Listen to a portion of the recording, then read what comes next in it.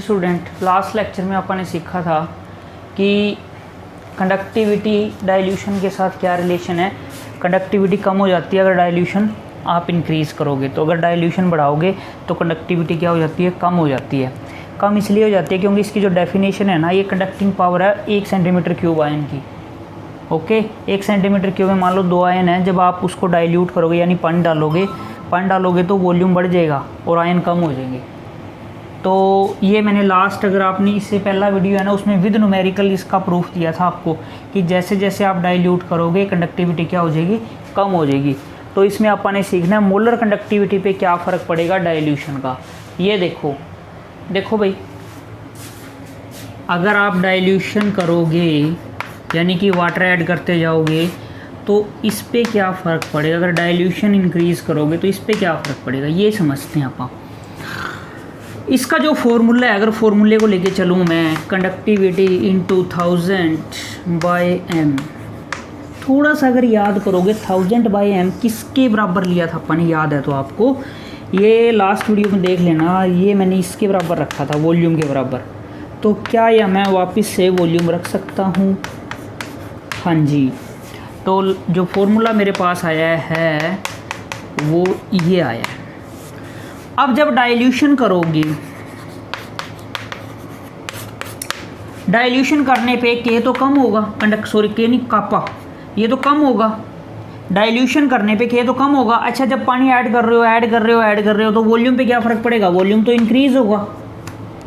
Okay, अब मैं ये कहता हूँ कि इस पे क्या फ़र्क पड़ेगा। अब ये तो लग रहा है ये बढ़ रहा है, ये घट रहा है, तो ओवरऑल रिजल्ट क्या आना चाहिए, 0 आना चाहिए, लेकिन ऐसा नहीं है, ठीक है ना। ये अगर 1 कम हो रहा है तो ये 5 बढ़ रहा है, फॉर एग्जांपल। ये फिक्स नहीं है, वैसे मैं एग्जांपल लेके बता रहा हूँ। अगर ये तो कम हुआ 1 और ये इंक्रीज हो गया 5, ओवरऑल रिजल्ट बढ़ा है कि घटा है, 4 बढ़ गया, ठीक है। तो यहाँ इफेक्टिव किसका है, वी इफेक्टिव है।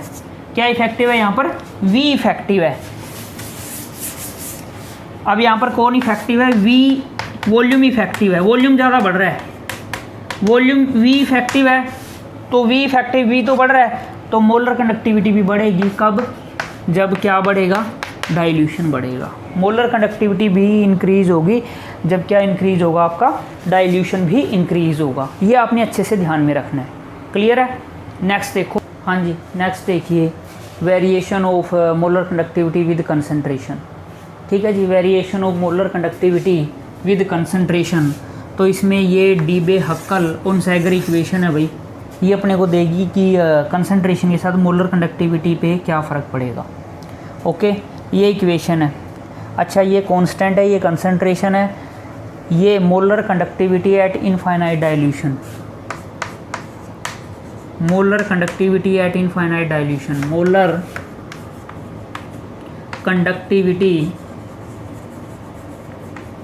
Eight infinite dilution. अब ये क्या चीज़ है, देखो, इनफाइनाइट डाइल्यूशन का मीनिंग क्या है, जब कंसंट्रेशन अप्रोचेस टू 0 हो जाए ना, जब कंसंट्रेशन क्या हो जाए, अप्रोचेस टू 0, यानी कि कंसंट्रेशन की वैल्यू तो इस तरफ बढ़ रही है, ये 0 1 2 3 4 5 6, फिर से 0 1 2 3 4 5 6, सो जब कंसंट्रेशन 0 आ जाए, जब कंसंट्रेशन 0 आ जाए और उस पर जो मोलर कंडक्टिविटी की वैल्यू होगी, यानी ये 0 है, यहाँ पर जो मोलर कंडक्टिविटी की वैल्यू है उसको बोलते हैं अपन molar conductivity at infinite dilution, molar conductivity at infinite dilution.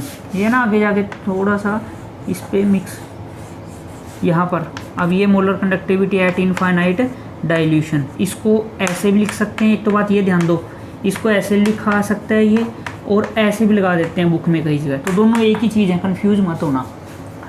हाँ भाई, मेन मुद्दा क्या है यहाँ पर, मेन मुद्दा ये है कि अपन ग्राफ को क्लियर करना है, ग्राफ को समझना है।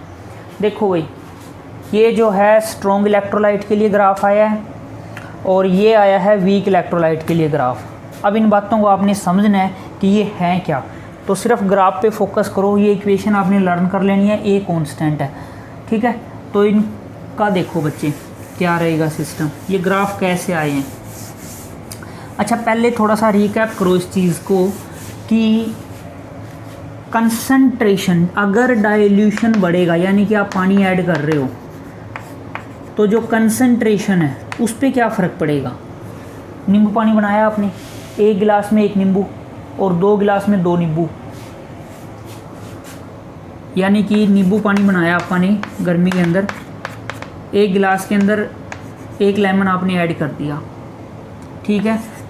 तो फिर आपने क्या किया, इसी गिलास दूसरा गिलास लिया, इसमें वाटर था, ठीक है, ये दोनों मिक्स कर दिए। तो नींबू की जो कंसंट्रेशन है पहले से, जो नींबू की जो कंसंट्रेशन है पहले तो एक ही गिलास में 1 था, अब 1 नींबू कितने गिलास में है, 2 गिलास में है, तो पहले से नींबू की जो कंसंट्रेशन है वो कम होगी, ठीक है। तो क्या सीखा यहाँ से, अगर डाइल्यूशन करते हो, वाटर ऐड करते हो तो कंसंट्रेशन क्या हो जाती है, कम हो जाती है। अगर डाइल्यूशन करोगे, पीछे वाले टॉपिक से याद करो, अगर डाइल्यूशन करोगे तो मोलर कंडक्टिविटी पे क्या फ़र्क पड़ेगा, ये बढ़ेगी। ये लास्ट सीखा अपने। तो कहने का मतलब ये है कि पहले तो इसको इससे जोड़ो, ये तो पीछे वाले टॉपिक में पढ़ा था, ये अब जोड़ दिया, यानी कि अगर ये कम होएगी कंसंट्रेशन तो ये बढ़ेगी, वही तो है, ये कम हो रही है। देखो इधर 0 वैल्यू है, इधर हो सकता है 2 3 4 5 6 7 8 जो भी है, इधर से इधर ये कम हो रही है, कंसंट्रेशन क्या हो रही है, इधर डिक्रीज़ हो रही है, कंसंट्रेशन क्या हो रही है, डिक्रीज़ हो रही है इस तरफ। तो यहाँ क्या हो रही है, ये मोलर कंडक्टिविटी की वैल्यू देखो, एक तो कंसंट्रेशन यहाँ इसकी मोलर कंडक्टिविटी की वैल्यू ये है, एक मैं लेता हूँ यहाँ पर, ये मोलर कंडक्टिविटी की वैल्यू है। बच्चे जब मैं इधर से इधर आ रहा हूँ, मान लो ये 6 लगा लो, 6 से मैं 1 की तरफ आया तो कंसंट्रेशन तो कम हो रही है, कंसंट्रेशन तो 6 से 1 की तरफ आ गई तो कम होगी, लेकिन 6 पे तो कितनी वैल्यू थी, यहाँ पर 5 लगा लो, यहाँ पर अगर 5 है तो मोलर कंडक्टिविटी की वैल्यू यहाँ कितनी है, 6 है, यानी कि कंसंट्रेशन कम हुई तो मोलर कंडक्टिविटी इंक्रीज़ होगी। सेम केस यहाँ पर है, ये सपोज करो यहाँ पर वैल्यू है 8 कंसंट्रेशन की, 8 पे मोलर कंडक्टिविटी की वैल्यू 1 है। ये देखो कंसंट्रेशन जब 8 है तो मोलर कंडक्टिविटी की वैल्यू कितनी है, 1। अगर मैं कंसंट्रेशन यहाँ 2 मान लो, ये कोई फिक्स नहीं है, वैसे एग्जांपल के लिए समझा रहा हूँ, ठीक है ना। ये 2 लगा लो, 2 पे देखते हैं क्या वैल्यू है, हाँ जी 2 पे कितनी होगी, 2 वैल्यू होगी। यानी क्या सीखा, जब कंसंट्रेशन कम हो रही है आपके पास तो इसकी वैल्यू क्या हो रही है, इंक्रीज़ हो रही है, इसकी वैल्यू क्या हो रही है, इंक्रीज़ हो रही है। तो ये ग्राफ सेम क्यों नहीं बने, स्ट्रॉन्ग के केस में तो ये वाला ग्राफ बन रहा है और वीक के केस में ये वाला ग्राफ बन रहा है, इनको कैसे समझें। तो ये चीज़ देखो बच्चे दोनों,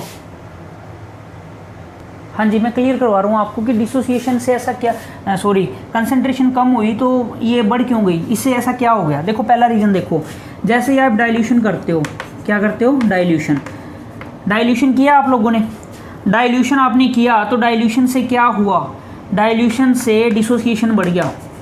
डिसोसिएशन का मतलब समझते हो, जैसे CH3COOH लिया था आपने, ये टूटना स्टार्ट हो गया, किसमें, आयन में, किसमें टूटना स्टार्ट हो गया, आयन में। जैसे जैसे डाइल्यूट करोगे ये आयन में डिसोसिएट होता जाएगा।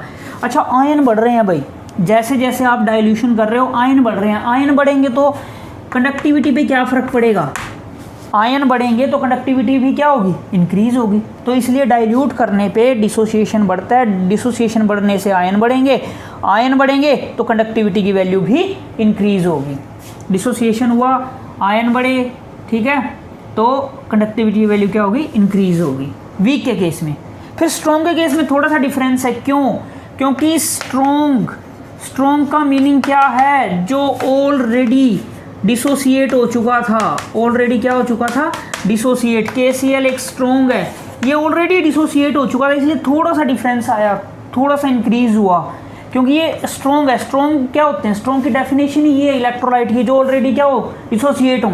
तो ये तो पहले ही डिसोसिएट हो चुका था, तो पानी डालते गए, क्योंकि ये ऑलरेडी डिसोसिएट था, इसलिए आयन पे कोई ज़्यादा फर्क नहीं पड़ा, इसलिए थोड़ा सा चेंज आया। लेकिन वीक का मतलब क्या है, जो कम्प्लीटली डिसोसिएट नहीं होते, तो कब डिसोसिएट हुए वो, जब उनको क्या किया गया, डाइल्यूट। जब इनको डाइल्यूट किया गया तो ये डिसोसिएशन हुआ, डिसोसिएशन से मोलर कंडक्टिविटी की वैल्यू बहुत ज़्यादा इंक्रीमेंट लग गया। ये देखो कितना ज़्यादा इंक्रीमेंट लगा है, ठीक है। फर्स्ट तो ये था। सेकंड फैक्टर देखो, अच्छा फिर देखो दूसरा रीजन क्या था, एक तो डाइल्यूशन से डिसोसिएशन बढ़ता है, अच्छा फिर इसकी इंक्रीज़ कैसे हुई, ये तो आयन में पहले ही टूट चुका था। मान लो डिसोसिएशन की बात करें, ये वाला फैक्टर यहाँ लगाएं कि ये तो ऑलरेडी डिसोसिएट था, फिर इसकी थोड़ी सी इंक्रीज़ कैसे हुई, ये समझने की कोशिश करो। देखो कैसे, ये ऐसा हुआ भाई कि जैसे डिसोसिएट तो ये हो ही चुका था के पॉजिटिव में और Cl नेगेटिव में, क्योंकि ये स्ट्रॉन्ग है जो कम्प्लीटली डिसोसिएट होते हैं। ठीक है, डाइल्यूट करने पे क्या हुआ कि ये ना एक दूसरे से फार अपार्ट हो गए, यानी कि एक दूसरे से दूर दूर हो गए के पॉजिटिव और Cl नेगेटिव। पहले थोड़े पास थे, अब दूर हो गए। दूर होने से क्या इनका मूवमेंट है ना, जो मूवमेंट है वो आसान हो जाएगा। अच्छा, मूवमेंट आसान हो जाएगा, मूवमेंट आसान होने की वजह से क्या हुआ, मूव करने लग गया आयन तेज तेज। पहले कोलाइडिंग का हो सकता है चक्कर था, लेकिन क्या हुआ, डाइल्यूट करने पे दूर दूर हो गए तो इनके बीच जो फोर्सेस थी वो वीक होगी। फोर्सेस वीक होगी तो ये इजीली मूव कर सकते हैं। और जब मूवमेंट ऑफ आयन हो जाएगी, मूवमेंट ऑफ चार्ज हो गया तो इससे क्या हुआ, मोलर कंडक्टिविटी की वैल्यू बढ़ गई पहले से। तो इसको मैं एक बार फिर से सम अप कर देता हूँ सारे प्रोसेस को।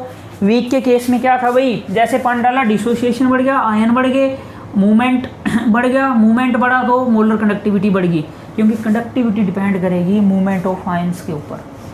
यहाँ क्या था, ये तो ऑलरेडी डिसोसिएट हो चुका था। डाइल्यूशन करने पे इसको क्या फ़ायदा हुआ, थोड़ा सा जो इंक्रीज हुआ है इसको फ़ायदा ये हुआ, ये दूर दूर हो गए, यानी कि इनके बीच फोर्सेस कम होगी तो क्या हुआ, ये ईजिली मूव कर सकते हैं। ईजिली मूव करेंगे तो कंडक्टिविटी बढ़ जाएगी, क्योंकि चार्ज का मूवमेंट ही कंडक्टिविटी है। चार्ज का मूवमेंट से क्या होती है, कंडक्टिविटी बढ़ती है। हाँ जी, कोलार्स लॉ देखो, इंपॉर्टेंट है, काफ़ी आसान है, इस चीज़ पे फोकस करो, डेफिनेशन अपने आप क्लियर हो जाएगी। अच्छा, ये क्या है, molar conductivity at infinite dilution. Molar conductivity at infinite dilution क्या है, ये सम है ये दो।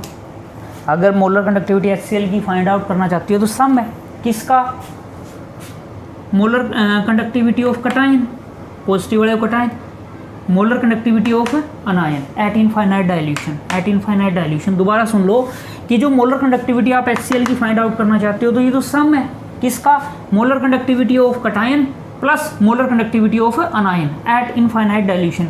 इंडिविजुअल का सम हो गया, तो वही तो लिखा है, मोलर कंडक्टिविटी इनफाइनाइट डाइल्यूशन। ठीक है, सम है ये किसका, इंडिविजुअल का, मतलब अलग अलग। किस का कंट्रीब्यूशन है, आयंस का। अब आयन तो आपके क्या है, आयंस तो पॉजिटिव भी हो सकता है और दो ही तो हैं, तीसरा तो है ही नहीं।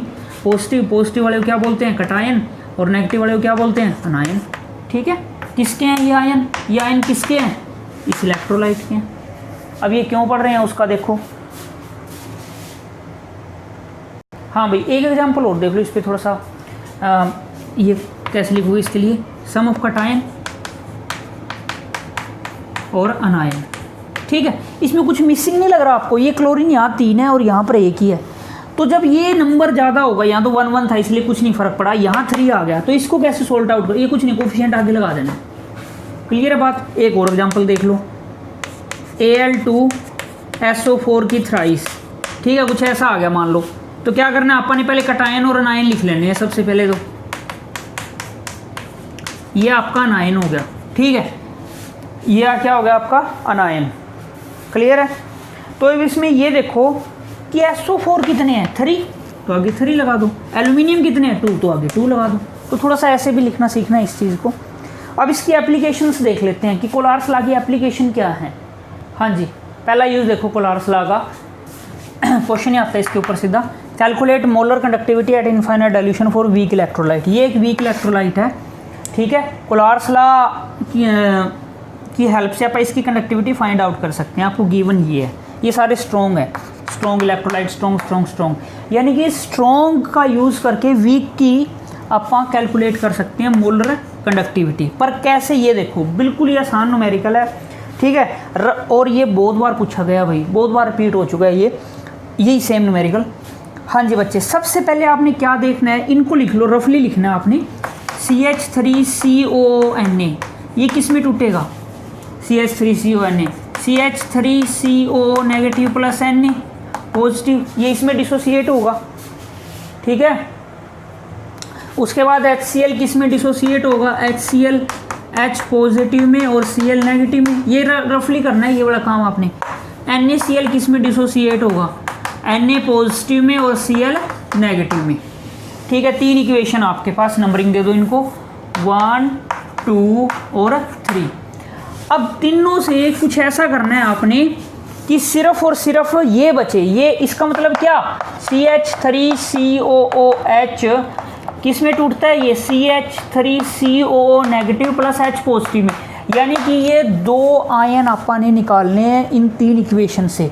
पहले तो सर्कल कर लो, क्या ये दोनों आयन इनमें मौजूद हैं, H पॉजिटिव ये रहा और CH3CO नेगेटिव ये रहा।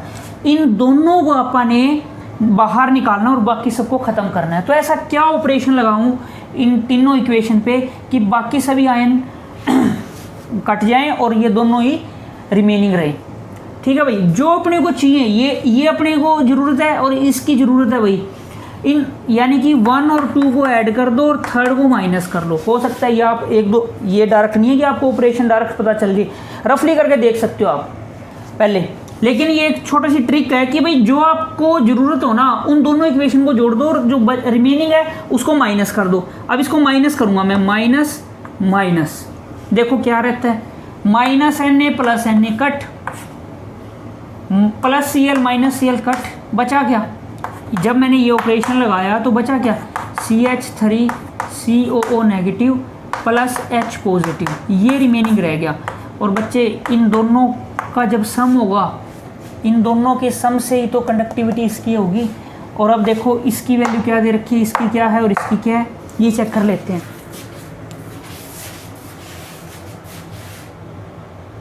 हाँ जी, ऑपरेशन पता चल गया। यानी कि ये 1 थी 2 थी, इन दोनों को ऐड करना है और इसको माइनस करना है, तो सेम वैल्यू पे लग जाएगा। तो वैल्यू क्या आई भाई यहाँ पर, जब इसको माइनस करना है और इन दोनों का क्या करना है, अपने सम करना है, तो वैल्यू क्या आएगी,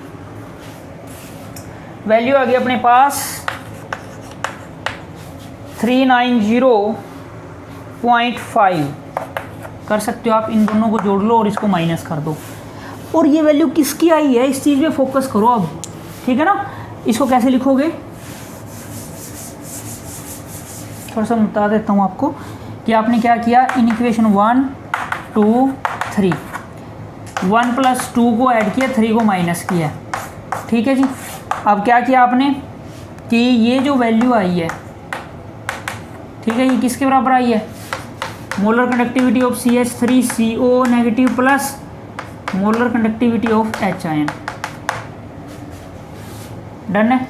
और ये किसके बराबर है, ये तो मोलर कंडक्टिविटी किसकी, इन दोनों को जोड़ के लिख दो, CH3COOH की। ऐसे आपने सोल्व करने हैं इसके ऊपर न्यूमेरिकल। तो ये ट्राई करना, हो सकता है थोड़ा मुश्किल लगे शुरू में, लेकिन क्लियर हो जाएगा आपको ये बाद में। अगर फिर भी क्लियर ना हो तो आप ग्रुप में मैसेज डाल देना, मैं दोबारा करवा दूँगा। यानी कि ऑपरेशन सोचना है, जो आयन आपको चाहिए उनको रख लो, बाकी को डिलीट कर दो, ठीक है।